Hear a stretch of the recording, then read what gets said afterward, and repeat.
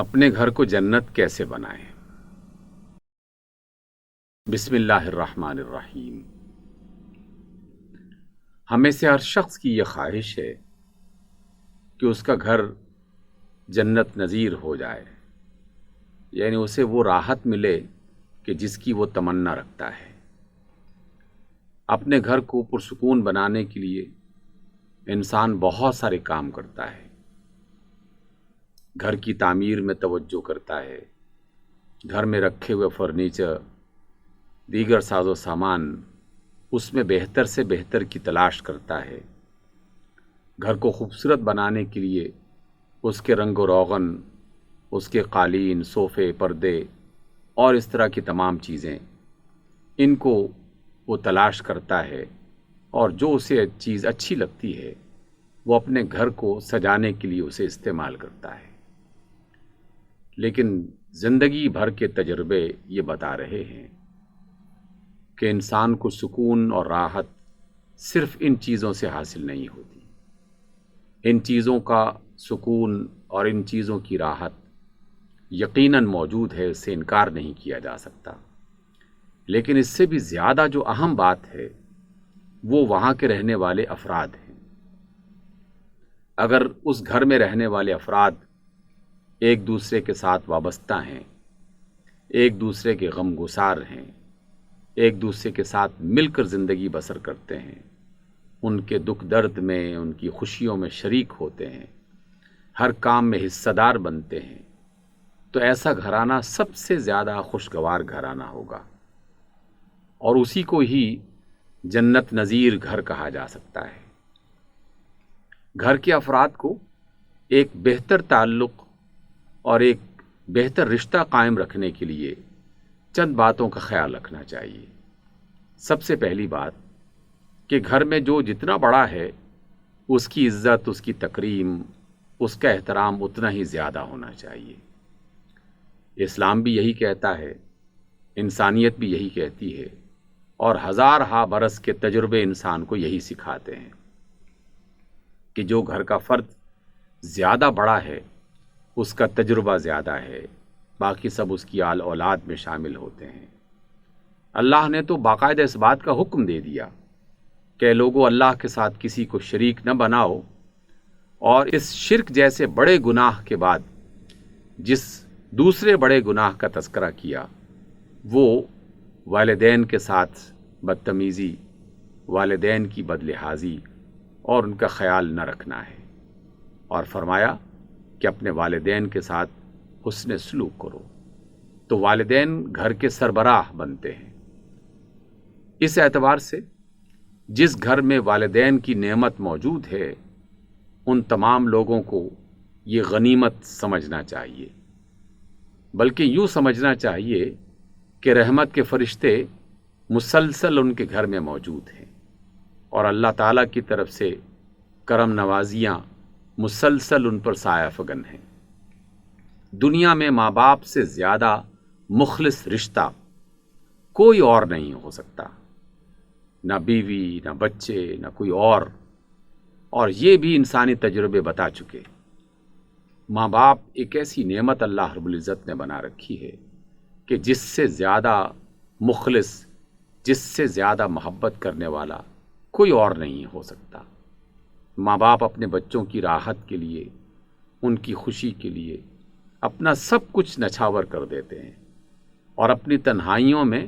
جتنی دعائیں ماں باپ اپنے بچوں کے لیے کر سکتے ہیں اتنی دعائیں کوئی اور نہیں کرتا ہوگا۔ شاید یہی وجہ ہے کہ اللہ رب العزت نے باقاعدہ اس بات کا حکم دیا اور فرمایا کہ باپ کی رضا میں اللہ کی رضا ہے، اور فرمایا کہ ماں کے قدموں تلے جنت کو رکھ دیا گیا ہے۔ اس وجہ سے جن کو اللہ رب العزت نے ماں باپ جیسی نعمت سے نوازا ہے انہیں غنیمت سمجھنا چاہیے۔ ماں باپ اپنے بچوں سے بہت سی چیزوں کا تقاضا نہیں کرتے، اگرچہ مختلف باتوں کے حوالے سے وہ رہنمائی ضرور کرتے ہیں، انہیں غلط اور صحیح کے بارے میں آگاہ ضرور کرتے ہیں، اور یہ صرف اور صرف اس وجہ سے ہوتی ہے کہ ماں باپ سے زیادہ محبت کرنے والا اور کوئی رشتہ موجود ہی نہیں ہے۔ اس لیے ان تمام بچوں کو یہ سمجھنا چاہیے کہ اگر ان کے ماں باپ انہیں کسی غلط بات سے منع کر رہے ہیں تو ناراض ہونے کے بجائے، اس پر پریشان ہونے کے بجائے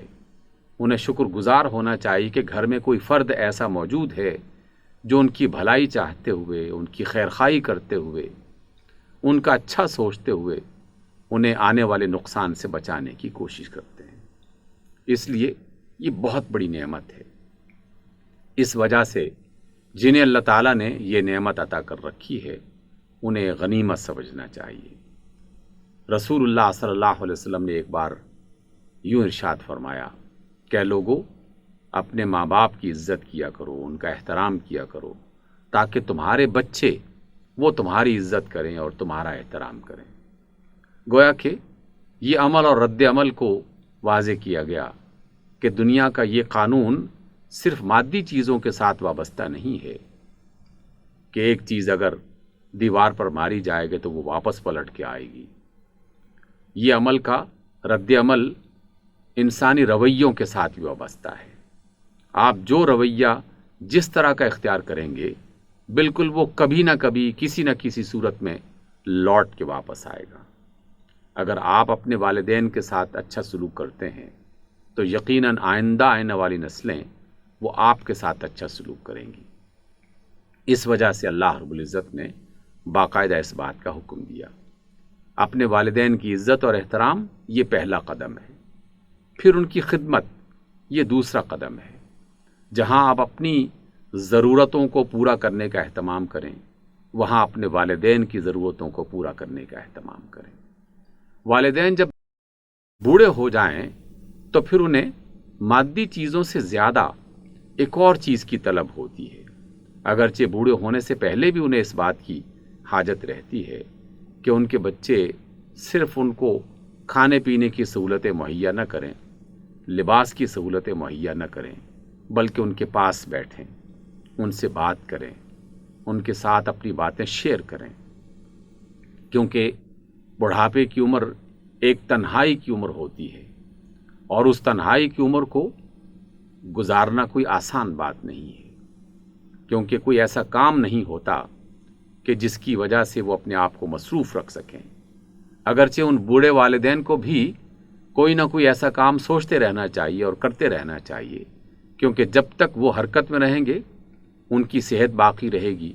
اور وہ گھر میں ایک پسندیدہ شخصیت کے طور پر یقیناً دیکھے جائیں گے اور پہچانے جائیں گے۔ یقیناً یہ سب سے بہتر بات ہے،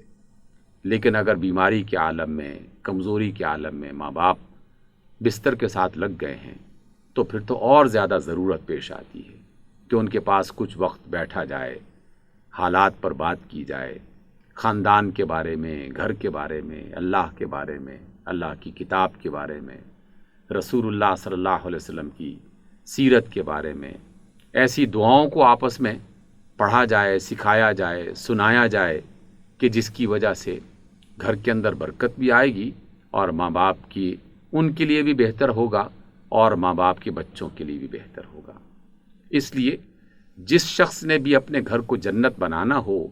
اسے اپنے گھر میں موجود افراد کے ساتھ ایک اچھے سلوک کو ڈیولپ کرنا چاہیے اور اس کو بہتر بنانے کے لیے ایک اچھی زندگی اور خوشگوار جو رویے ہیں ان کو پروان چڑھانا چاہیے، ان کو پروموٹ کرنا چاہیے، اور اچھے رویے مسکراتے ہوئے ملنے کی صورت میں،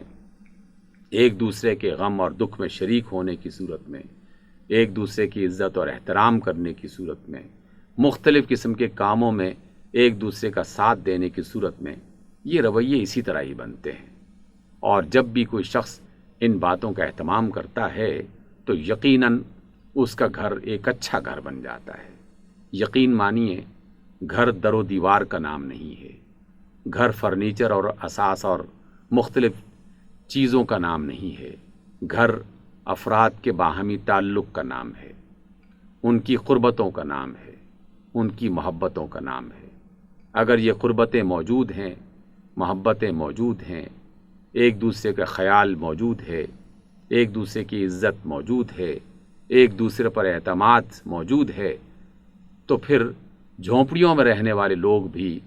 زیادہ خوشگوار زندگی بسر کر رہے ہوتے ہیں، ان بڑے محلات میں رہنے والے افراد کے مقابلے میں کہ جن میں بعض لوگ ایک دوسرے کے ساتھ رہتے ہوئے بھی ان سے دور ہوتے ہیں،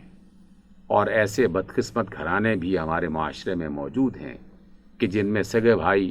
مہینوں ایک دوسرے کی شکل نہیں دیکھتے، ماں باپ اپنے بچوں سے بات کرنے کو ترستے ہیں، بہنیں ایک دوسرے کے قریب بیٹھنے کو پسند نہیں کرتی۔ یہ گھرانہ کوئی اچھا گھرانہ نہیں ہے۔ اللہ رب العزت نے جہاں ہمیں نماز کا حکم دیا ہے،